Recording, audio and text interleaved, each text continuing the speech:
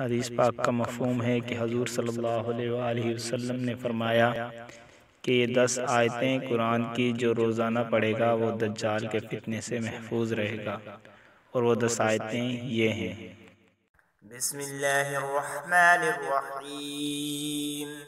अल्हम्दुलिल्लाहिल्लज़ी अंज़ला अला अब्दिहिल किताब व लम यजअल लहू इवजा क़य्यिमन लियुनज़िरा बअसन शदीदन मिन लदुन्हु ويبشر المؤمنين الذين يعملون الصالحات أن لهم أجرا حسنا ماكثين فيه أبدا وينذر الذين قالوا اتخذ الله ولدا ما لهم به من علم ولا لآبائهم كبرت كلمة تخرج من أفواههم إن يقولون إلا كذبا فلعلك باخع نفسك على